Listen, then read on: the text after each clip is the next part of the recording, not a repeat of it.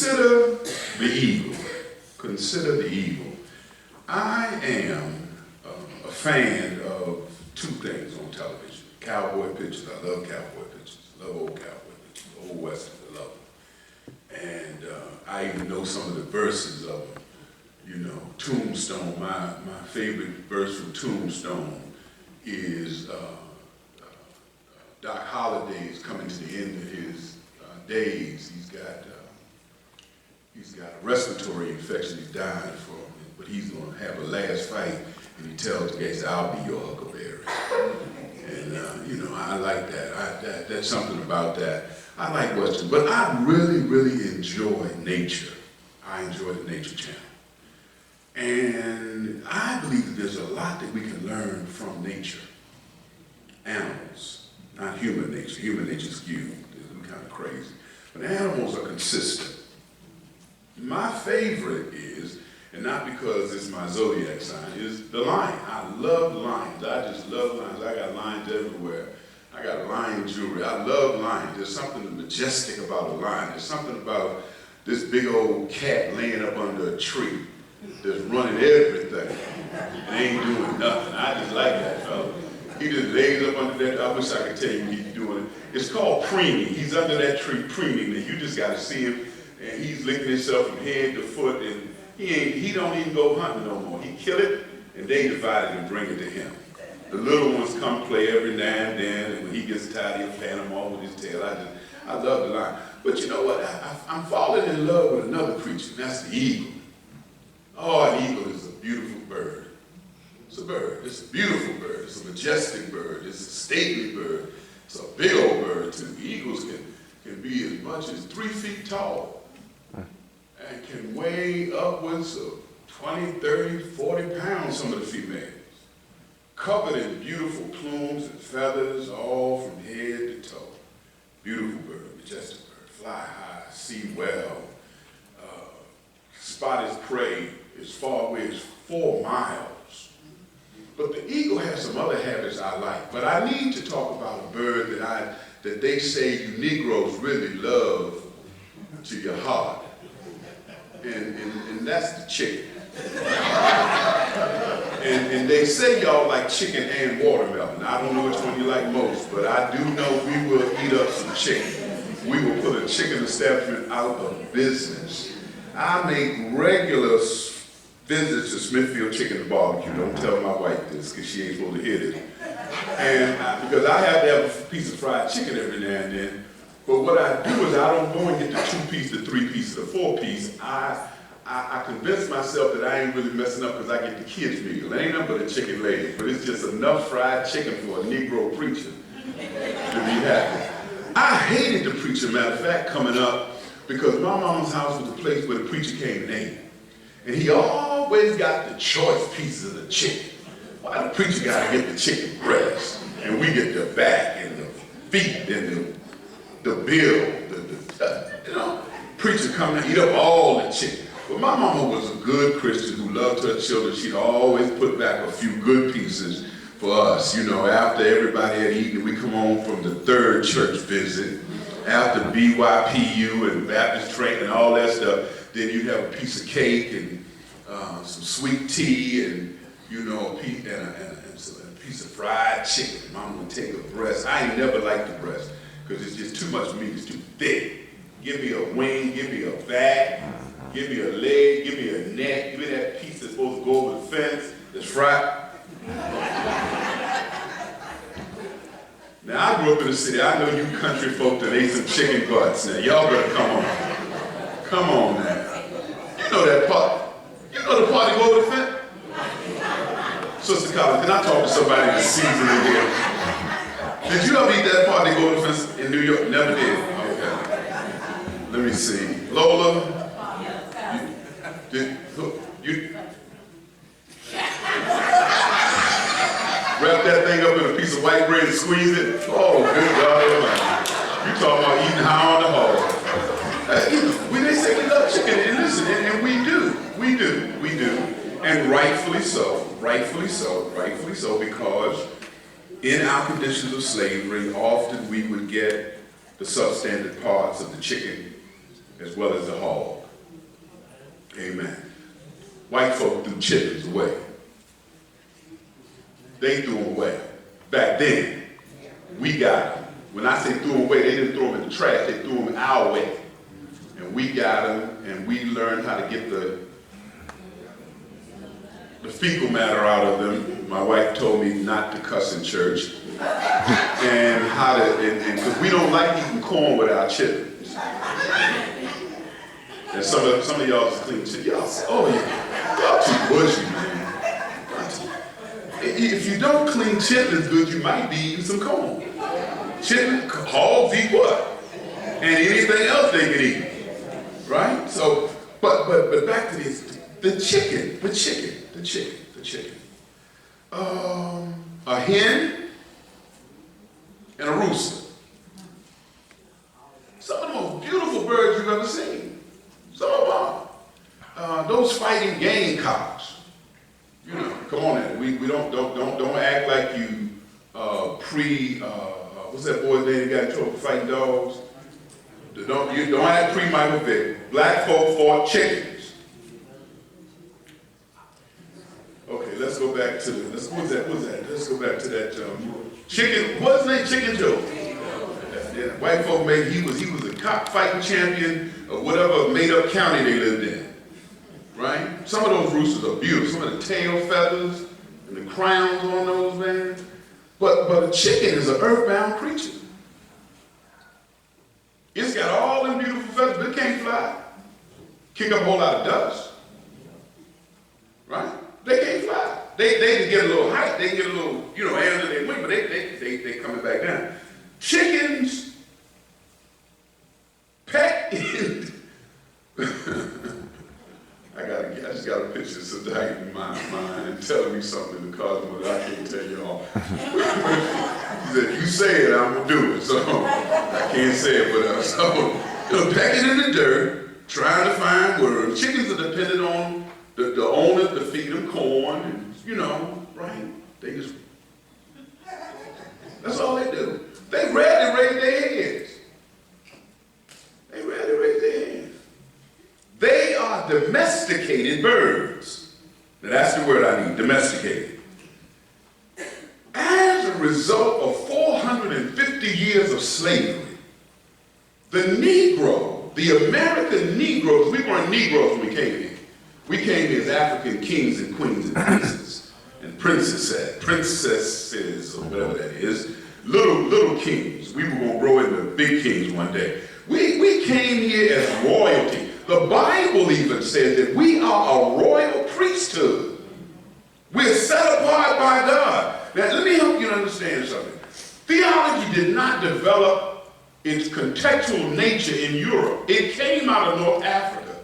The North African fathers were deliberating the theology of the Trinity long before the German theologians got their hands on it. Okay?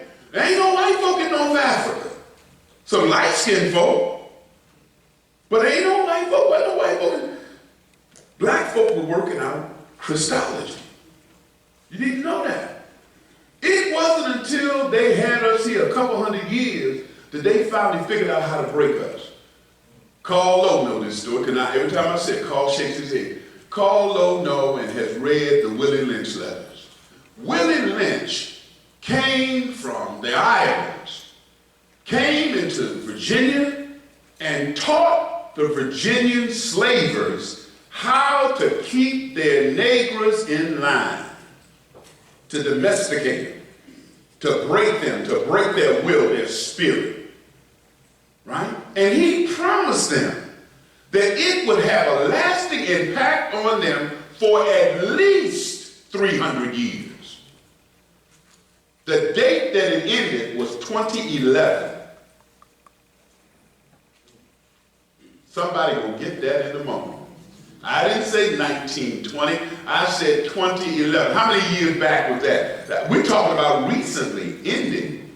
And you can still see the lasting impact and effect that the Willie Lynch process had on domesticating the Negro. Let me show you how. I know you asked. we will still say yes, sir, and no, sir, to white folk. We think they're deserving of that. But little black boys and little black girls will walk past a Mary Collins and say, huh? What? I was taught as a boy to say yes, ma'am, and no, ma'am, yes, sir, and no, sir, to older black people. Amen. My mother strictly taught me to say yes and no to white folk. And she was serious about that thing. I've heard, since I've been in the South recent, I've heard black children talking to their black parents talk about yasm and nom. Pearl, you ever heard that? Yasm, missing, nom. That was a sign of due respect to white folk. That's domestication. Okay? I believe the Bible. Train up a child in the way he should go, and when he's old, shall not depart from it. When you see somebody that's got the wisdom that Jean Brandon's got in her hair, she deserves a yes, ma'am. When I say Jean to her, it's said in the most polite way. I don't say it as a friend. I say it because she allows me to say it. It's given me the permission to say it. But if she had not, I'd still be called her Miss Jean Brandon. That's a free lesson for you young black boys that's dating. Until a woman gives you permission to call her by her first name, you ought to address her with some kind of title.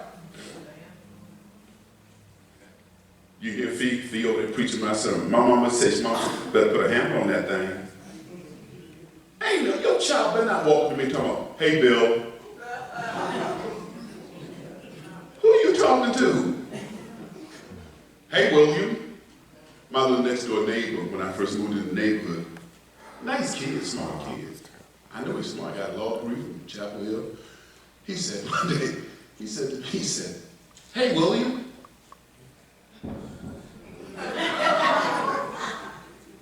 Come here. What's your name? Where were you when I was getting this first degree? Don't ever. Not as long as I'm black, you white. That was the implication. I didn't say that to him. But I wanted him to know, you can't call me by my boy. Come on, y'all. I asked Kenny when he was a little boy after I married his mama. I said, "What do you want to call me?" Because he can't walk around calling me pastor, right? He had enough sense to step back off of me and look at me. He said, "I think I'll call you Pop." I said, "Okay, that'll do.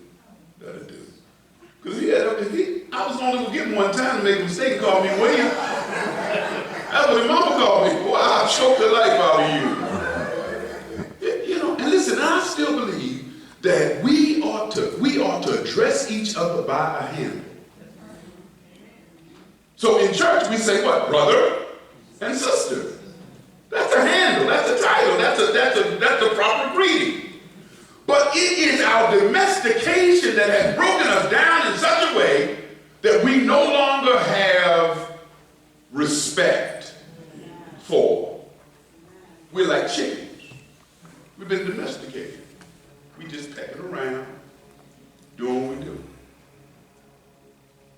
Neighbors can't learn.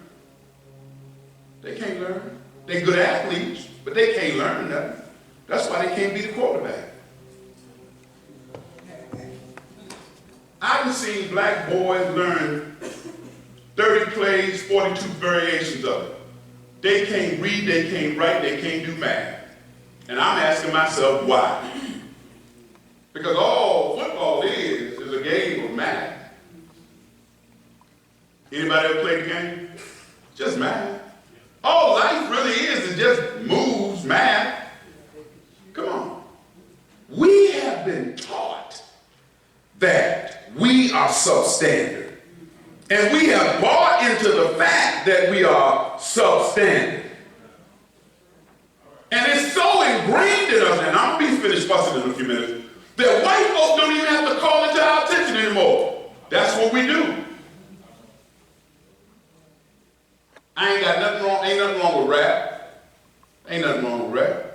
I love rap music. If you catch me, I'm listening to rap music. I'm serious. My wife can tell me, she said, we come in there with thumping like that. I pay mortgage here. I can thump if I want. They come on. I just come in there, boom, boom, boom, boom. Come on, man. I don't tell them what they can't play in the neighborhood. Right? That's my music, that's my culture. I'm proud of who I am. Right? But you ain't gotta wear your pants down below your butt cheeks. That ain't black style. The Negroes of the 20s, 30s, and 40s were clean. Fresh. Come on, y'all. Y'all know we used to wear jeans crease? Come on, I need some help in here now. Black folks have always had a certain French word, je ne sais quoi. We've always had a certain style about us. You know, we could put on some jeans, they'd be creased to the T. Come on, shell toe Adidas. We sprung them up back then. Come on now, right? Put on your shirt, it'd be out, but you know, got that little swag with you. Come on. Oh, what impressed us most about Obama when he first came out for his first address? Obama came with my fellow Americans. We had a certain swag about us. It was that swag that they had to break us up. Because it's that thing in the Negro that'll make a Negro cock his head on you and walk past you like, yeah, right, sure. My wife hit me to something this week, and I got to tell y'all this. I just love this girl. This girl always feeding my mind. She said, the next time somebody calls you a Negro, say to them, no, excuse me, Sister Scott, Nigger. I didn't say it, I spelled it. She still cringed. Look, so next time somebody calls you that, ask them, say, is that the best you can do? Isn't that worn out? I thought to myself, that might be a better result than knocking their teeth in that nigger back down their throat, but you know, might be more satisfying. Listen, when you can call me something that I'm not, and I affirm that that's who I am, then you broke me. Yeah. Let me give you a modern example. You've seen it on ESPN over and over and over and over and over. That young black man hitting that white quarterback from Pittsburgh in the head with that. He didn't really hit him. He grazed him with that helmet. But something was said.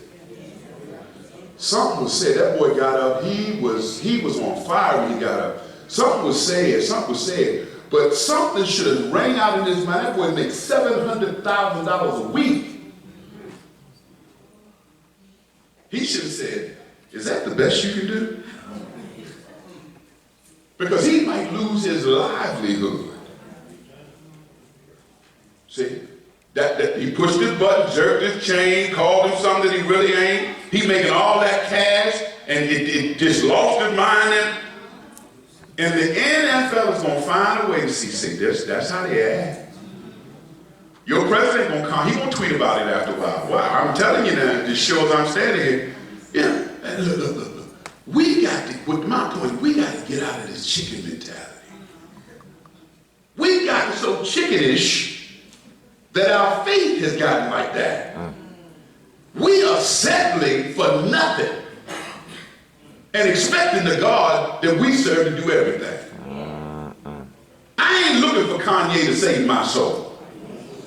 Joel Osteen's daddy can come back from the dead and invite him to the church. I don't care. If that's the best you can do for black preaching, then shame on you. You want a good black preacher, sit over here at 1102 Juniper Street. But you scared that I'll come in there and kill everything that you trying to build up. Because if it ain't biblical, it shouldn't be preached. Amen. God never promised us that we all were going to have money. Money cometh to me now. It's more like money run away from me now. Come on, y'all. But in spite of what we didn't have, you know what we had? We had a little pride, we had a little dignity, we had a whole lot of God, we had a whole lot of faith, and we had a whole lot of hope and perseverance. Amen. And when the Negro lost that, we became domesticated creatures. We don't come to church no more. I ain't got to go to church to have religion. We ain't talking about religion. We talking about being saved. Come on now. There's a difference in religion and salvation. Religion anybody can have. Salvation is a relationship with the God of my creation. It is the belief that he sent his son into the world to redeem me from all of my sins. It is a hope that all I have to do is have a contrite spirit and say, Lord, I'm sorry. And he'll hear me and receive me back to himself, because I have fallen out of right relationship with him because of the sins of my mother and my father. And I ain't talking about Hazeline and Randolph. I'm talking about Adonai and Isha. And God loved me enough to want me back. Anybody ever, you know what I'm talking about? You ever had anybody just want you back? Come on, I ain't talking about Michael Jackson. I'm talking about really. Y'all so young. Y'all just forget it. Y'all remember Michael Jackson, want you back? Oh, baby. Oh, I forgot I'm in church. You know. Now, let's talk about what we want to talk about this week. Consider the eagle. Consider the eagle. An eagle is a bird of prey. Now, I want to switch this because I got to help you. There's a difference in prey, P-R-A-Y, and P-R-E-Y. Domesticated creatures like Negroes have come to prey on each other, P-R-E-Y, rather than to prey, P-R-A-Y, for, with each other. An eagle sometimes loses its balance. And during those periods, it will go into hiding. Think about people now. It will go into hiding. It will go into the cleft of the rock and it will hide. It is there for one purpose and one purpose only, either to die or to regain its strength and come out like it formerly went in. Like it erstwhile went in. That's the word. In other words, it gets in there, and while it's there, usually its feathers are bobbed down, it can't fly, it's sickly. But let me tell you what this fellow eagles / Negroes will do. They will make a bowl of potato salad and fry some chicken. Fix a pound of cornbread and some soup. And bring it over and feed the sick Negro eagle until he regains his strength. I'm trying to show you a parallel in nature and how us is. My mama would stir in a pot and sing "The Lord will make a way somehow."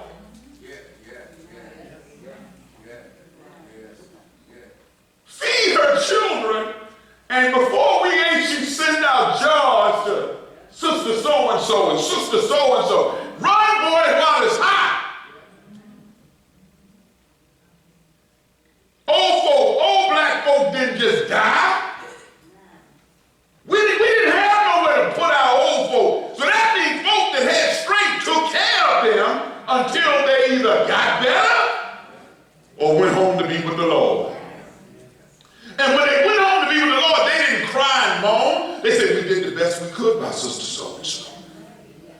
And it's better for her to be absent from the body. The first funeral, I remember the first funeral I ever,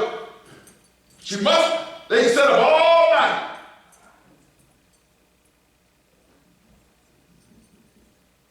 Bob, you know what I'm doing. Fanning the flies off that body. And there was some foam that I creeped up. They were dabbing a little foam because they mustn't have enough money to embalm them.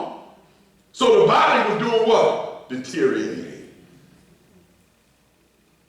Some of y'all is down because y'all remember sitting up with dead bodies all night long. Might not have had no church to have. I grew up in a storefront church. But we allowed those who had served us well to do what? Die with dignity. Come on, y'all. Come on, y'all. I'm trying to help you to understand how eagles do. Now, you know if a bird would do that, how in the world are we supposed to treat each other? I'm trying to make a few parallels to something I learned about the eagle. The other thing that the text says is, and I'm talking about extra biblical source says, is that every morning an eagle gets up before the sun rises and faces toward the east and waits for the sun to come up. And for 45 straight minutes, that eagle looks into the sun and preens. Now this really sounds like colorful to me. The tear ducts open and flush the eyes. That's why an eagle can see for 4 miles. Y'all didn't hear what I said. He gets up before the sunrise, faces the east, and waits for the sun to rise. And when it rises, he looks into it 45 minutes so that he can clean the tear ducts. Let me make this picture clear. Y'all ain't getting this, because when I got this, I was at the house and I got happy. I started to go upstairs and jump off the balcony. I was so happy. I couldn't stand myself because the Lord showed it to me. Daniel prayed 3 times a day. When Nebuchadnezzar told him he couldn't pray, he went into an upper room, turned his face toward the east, and at the risk of being killed, he prayed to the God of his heaven. I can see them old people down there in slavery, got the wash pot turned upside down, talking to the Lord, telling him all about their troubles, crying towards the east. There's something innate in your nature that will turn you toward the east even when you're lost. I don't see why we restrict the Muslims and give them the liberty to pray toward the east, and we won't get up and pray, not in their moment, trying to help somebody. And when you're down there praying, you ought to stay there till something happens. The eagle looks until the tear ducts open. When I think about the goodness of Jesus while I'm praying and all that he's done for me, I stay on my knees in the moment till something in heaven breaks. Because when something in heaven breaks, something in me gives. We don't pray like we used to pray. We pray quick prayers. Lord, you know I got to go to work. You know I got up 20 minutes late. You know I played tic-tac with the daggone alarm. Sister Heidi, I tell you, I don't even have an alarm clock. I usually get up 30 minutes, 40 minutes, sometimes 3 hours before it would ever go off anyway. And I mill around with the Lord until he say I can lay back down. I milled around this morning until he gave me a power nap before it was time to come to church. She getting in the shower, said, what you doing? I said, I'm getting in the bed. I said, what you doing in bed? What people do in bed? I'm going to sleep. You can't go to sleep. Yes, I can. Shut that mind down for 45 minutes, affirm what God has done in my life, put that sermon in my heart, and go ahead about my business. Say, what you thinking about? I'm thinking about the same thing you asked about when I went to sleep. I'm thinking about the sermon, because I ain't going to read it off no paper, because I ain't going to bore them to death. Because we all know that when I read off the paper, it's quite boring. But when I'm me, then God can reveal himself through me. Huh? Come on, y'all. We don't pray no more. Get up in the morning, rushing. Then you expect the Lord to bless you all day long? Lord, just shower me with your blessing. Lord, shower me with your blessing. I went up to Virginia. The thing said $20 million in the Powerball. I said, Lord, I got enough to buy $20 worth of tickets. Then I said to myself, my hope is built not on my bank account, but on nothing less than Jesus' blood and righteousness. Then the sun shone through the window quite brightly. I had to pull the flap down so I could see somebody's going to get this in the morning. Sometimes I feel discouraged, think my work in vain, but then the Holy Spirit shows up. The eagle spends 45 minutes. And while he's looking into the sun, you know what he's doing? He's preening his feathers. Ain't that Negroes on Sunday morning? Doesn't look like a bum all week. Sunday morning.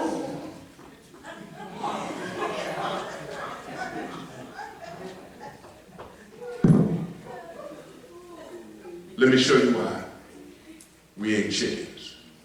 Because I don't care care what kind of bib overhauls we had to wear during the week. I don't care who we had to let call us Uncle and Auntie and Jane and Mary Sue, little boogers walking around, can't even get up on the counter by themselves talking about, Mary, can you open the door for me? Open the door for your little self. Huh? You know what we did on Sunday morning? Put on our Sunday best. I remember a time when all the preacher, I thought it was a preacher outfit. Preacher wore black suit, white shirt, black tie, white socks, black shoes. Telling you now, I grew up around a lot of preachers. My Coleman carried right down in Friendship, all them dignified Negroes down there. He wore black suit, black tie, white shirt, white socks, white pocket square. Deacons wore the same attire. You know, deacons coming up in no bow tie or no yellow. I mean, you're not in brown shirt. Ain't no deacon attire. In our fraternity, Bob, when they say formal attire, we know what they mean. No, black suit, white shirt, purple top, black sock, black. But you got to tell it now, because if you don't, the young brothers will show up with polka dot socks and a bow tie. I'm getting ready to say something that's going to make some of y'all mad, but you're going to get over by Monday morning. Now we don't know what church clothes are. Can I say that one more time? Because y'all act like y'all ain't heard me. We don't even know what church clothes are. And then we say we're going to relax the attire because whosoever will, let them come. Unless butt naked is going to get somebody here, we can't go that far. Come on, y'all. I come to funerals, and I don't know whether I'm at a funeral in a nightclub. When you went to the funeral, black people, what you wear? Black dress. Black, smother the church, wear black hat. Right? Then the white black folk wanted to change, and so we started coming to funeral, we were white. But without my point, we were uniform. We didn't come to the funeral with our back out. You know, showing our booty tag. We didn't. Some of y'all don't figure that out no more. I've seen some strange things in the church. That's when you got a tattoo. It's another name for it, but I can't say it in the church because Joy told me I can't say nothing bad today. Y'all with me? Where did we lose the desire that God gave us to elevate ourselves even in worship? Come on, y'all. How many of y'all go to the First Baptist Church? You go to the First Baptist, raise your hand. Go to the First Baptist Church. The Lord is blessing me right now, right now. Come on, y'all. We did everything like they did it. When you went to the storefront church, the Lord is blessing me right now. Oh, right now. Now ask y'all to get up and sway, y'all be like,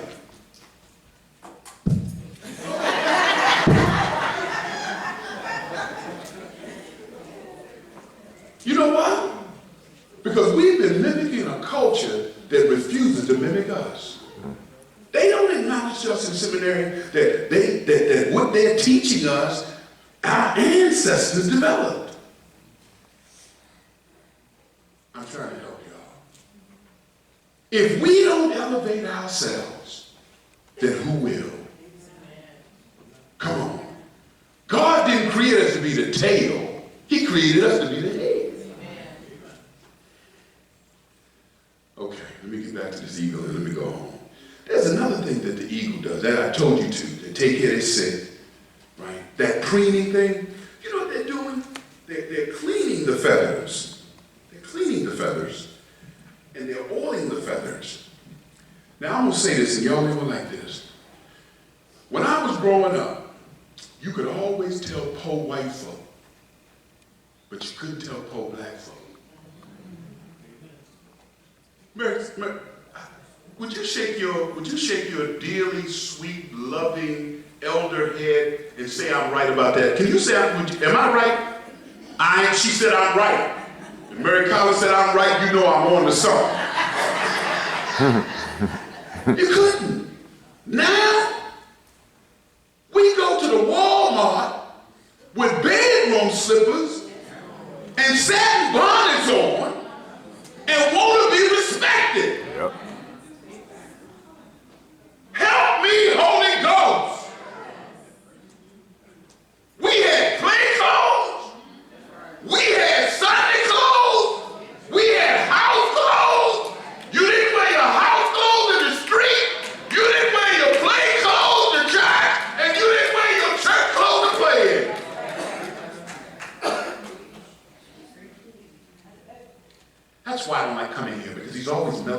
business. That's a part of the prophetic witness. So that if you don't like it, you get up and leave now. Because I ain't going to change. Because if the church don't begin to help us, who in the world will? Amen. We need to be able to distinguish what God has created us to be and not to be. Let me tell you something. In the Bible, there are 34 texts pertaining to an eagle and not one on a chicken. And when you get to the book of Revelation, not S, son, not Revelations, but Revelation, there are 2.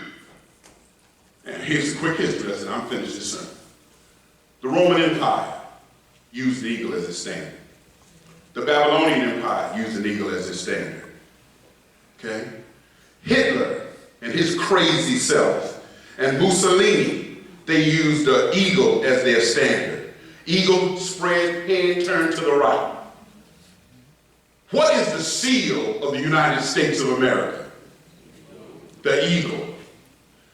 However, an eagle represents courage, integrity. None of the nation states that I named represented courage and integrity. But the Jew won't allow the world to forget the Holocaust. But the educated Negro is too ashamed to talk about slavery. Well, if you're too ashamed to talk about slavery, you ain't going to talk about sin. But I'm going to talk about it for you. I once was lost in sin, but Jesus took me in, and then a little light from heaven filled my soul. And before I'll be a slave, I'll be buried in my grave, and go home to my Lord and be free. Come on, y'all. Before I'll be a sinner and die in the midst of my sins, I'll fall on my knees, face in the east, look into the morning sun, weep in pure confession to the Lord who can save me. That's all I'm trying to say this morning. If we're ever going to get back on our feet as a race of people, we're going to have to get on our knees, look to the God of our salvation, weep uncontrollably and tell him, Lord, I'm sorry. I'm sorry for being sorry. I'm sorry for being lazy and lame. I'm sorry for just doing what folk expected of me rather than to break the status quo. Hey, it took a black woman to ask this deep question, ain't I a woman too? Come on, y'all. And they told me the other day on the radio, they thought about Meryl Streep playing her part. And I know Negroes in America would say, well, Meryl Streep is an actress and it's just a part. Never should we settle for the status quo. Come on, y'all. We should have went, if they played Meryl Streep as Harriet Tubman, we should have went to the movies and stood outside with our backs turned to the movie, singing, we shall overcome someday. Pastor Height, you just speak. When are you going to calm down? When are you not going to be so rebellious? When I'm dead? Or when the Negro does better? God created us to soar on wings like eagles.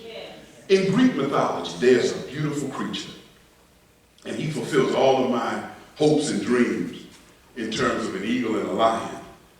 There is a 4-footed lion that stands with one paw forward, the right paw forward, and on his back are the most beautiful set of wings. And they're eagle's wings. And I know they're eagle, they ain't chicken wings, they're eagle wings. Because they gotta be in that picture at least 36 by 36. Come on, y'all.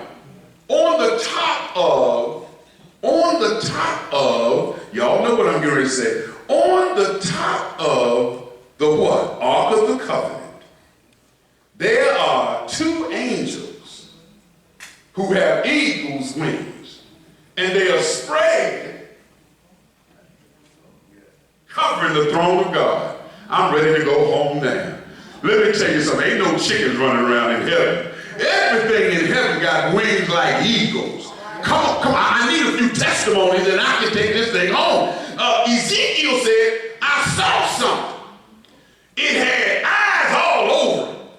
It had the head of a man and the foots of an eagle, and it was bronze and cast, and it was flying back and forth and back and forth. It looked like it was a wheel in the middle of a wheel.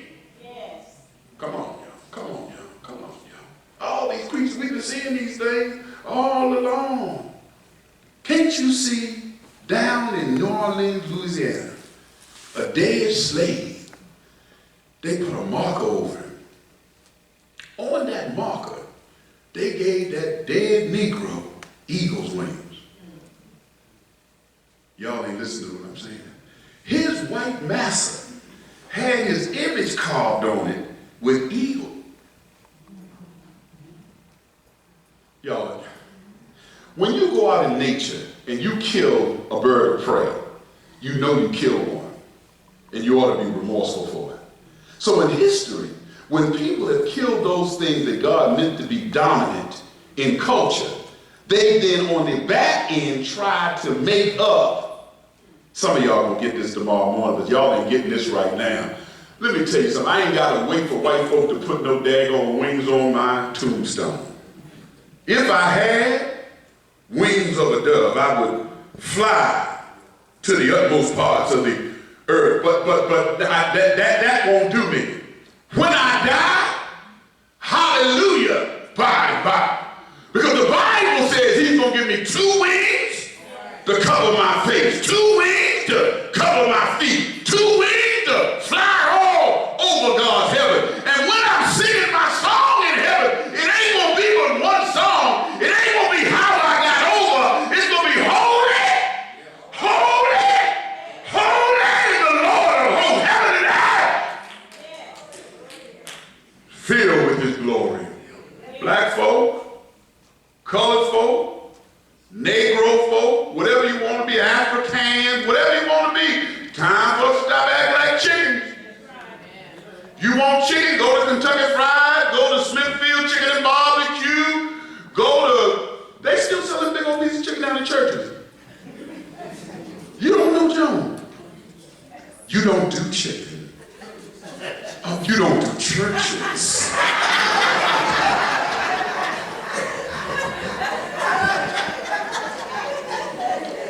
Well, I'm telling you, I'll do chicken anywhere they got hot grease. The grease is hot. They ain't got to be canola oil, peanut oil, anything else. As long as it's hot grease. It can be old grease, but it's hot. I'll do a piece of chicken. Just don't tell Sister Height. Y'all listen, I'm finished. Hey, we got to do better. Got to consider the eagle. And the last thing is, and this is for my parents, an eagle builds a nest, and that nest can be up to 10 feet wide and 20 feet deep. You ever seen an eaglet? She'll have 3 or 4 of them. She can't have no shallow nest. And as those eaglets grows, she closes that nest up. And at some point, the text I was reading says an eagle can descend towards the earth at a speed of 180 miles an hour. Right. Cause she kicked that little buzzard out and he don't flap, he don't even know he was falling. Well, I got this and y'all ain't gonna get this, but if you get this, you might get happy right now. I once was lost in sin. Then Jesus took me in. Then a little light from heaven filled my soul and broke my name above, filled my heart with love. Just a little talk with Jesus makes it right. Donnie McClurkin has a wonderful song. We fall down, but we get up. Wonderful song, but it's bad theology. If you fall down and you could get yourself up, you wouldn't have fell down. Think about it. Think about it real hard. Don't kick it before you think about it.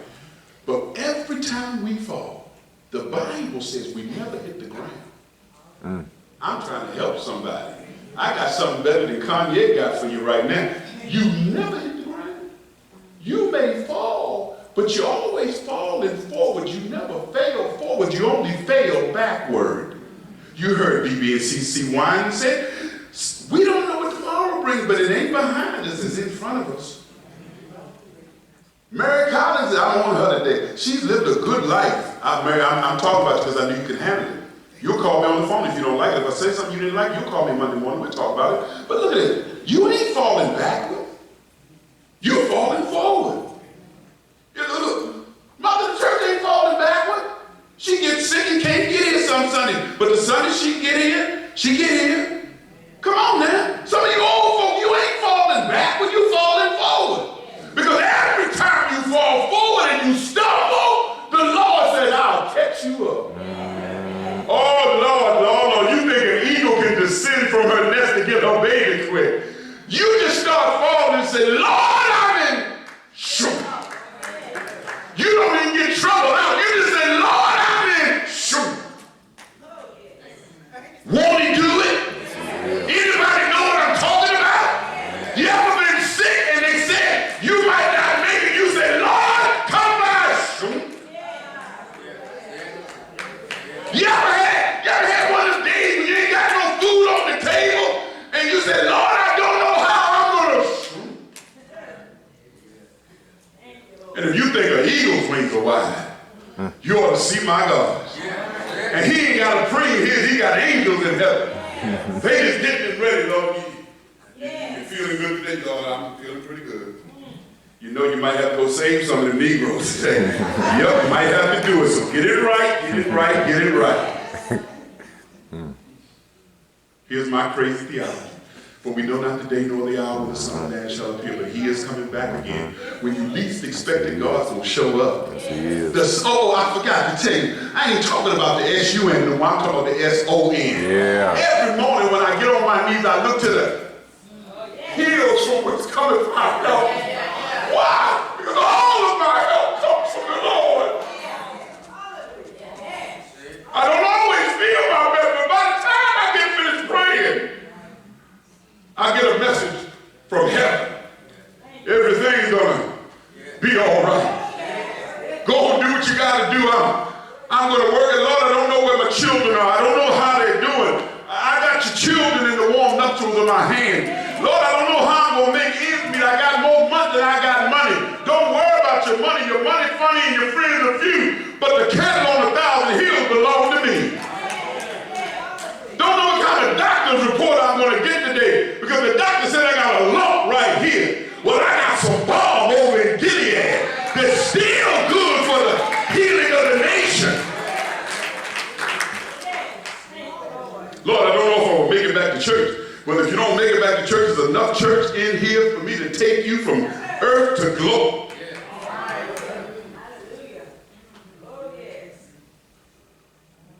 James, I don't know why y'all do this to me. Make you preach all hard. You know, I ain't gonna be around till maybe I keep preaching like this. I might have to retire at 65. Woo. Not. Ain't gonna happen. Y'all get this? Did I say enough? All right, let me see. What time is it? Oh man, it's good time. I can preach 20 more minutes. But I ain't. Deacons, come on. Come on. Listen. Listen, listen, listen, listen. I don't say these things to you to be an offense to you, nor an affront to Christ. But I say them to you because all the proceedings that we're seeing, the impeachment proceedings, the coming election, the need for a proper driver's license, the census, all of those things are going to come to naught. But there's one thing that will not fail, and that's your relationship with the living Lord. Amen. Listen, I strongly believe that the Negro Christian is a part of the perfecting church. I believe that God is going to use us as an example in the last days to show people how Christians really ought to live. Now listen, I ain't being offensive, Helen. I don't care where you live. I don't care what you drive. I don't care how much money you got in your bank. Watch that example that's going on in the NFL. Watch it. They're always going to find a way to show us, Carl, just how much they got us oppressed. They're going to destroy that boy, and it might not be what it is, but they're going to make an example of it. But if it had been reversed, oh, he just lost his temper. No. When the word came out, excuse me, Mary Collins, he called me a nigger. Then somebody said, like up at your White House, that's what you're acting like. But we got to get to the point where, is that really the best you can do? We've been hearing that for 450 years. We ain't that. The word necros means dead. We are alive. Yeah. Excuse me, I'm sorry. See, she alive.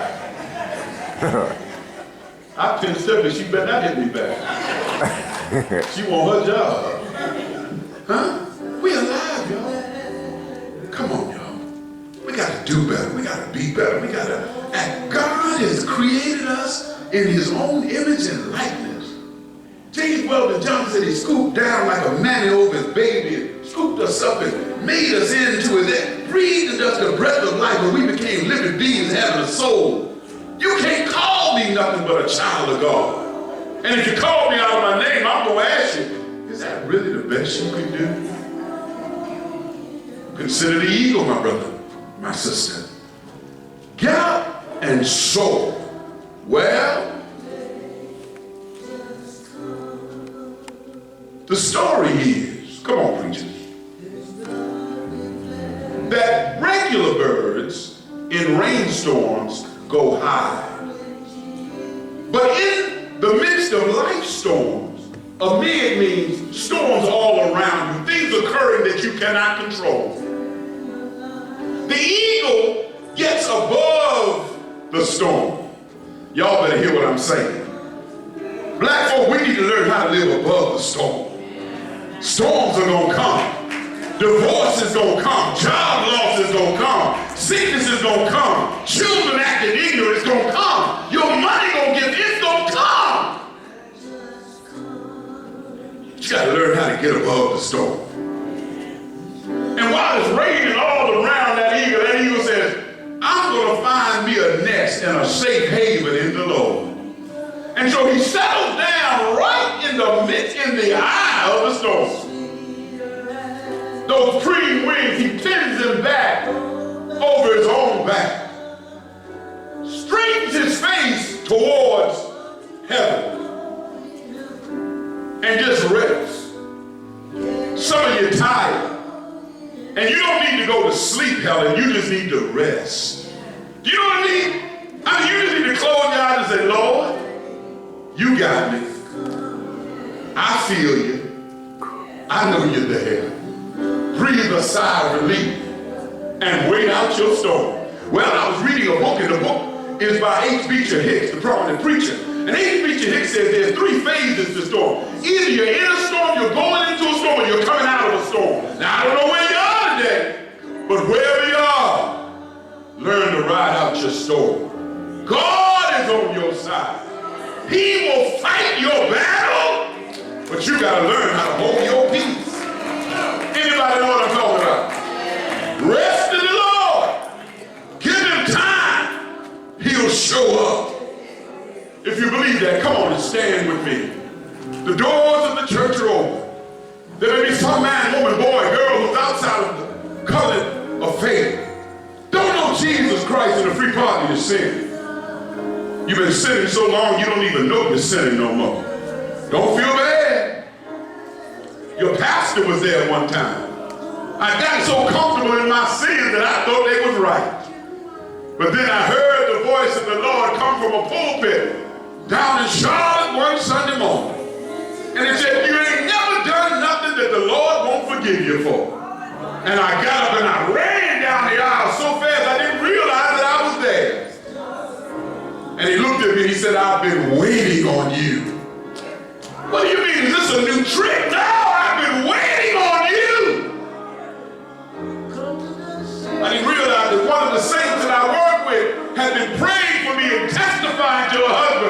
He's a fine young man, but he's lost. He didn't find me, she didn't find me, but the Lord sure found me out. Anybody know what I'm talking about? You can't hide from God. Come on. If you're in the cleft of the rock and you're sick and you ain't feeling good, God has got manna from on high. And he's feeding the righteous by his own faith. Won't you come? We're waiting on you. Some man, some woman, some boy, some girl.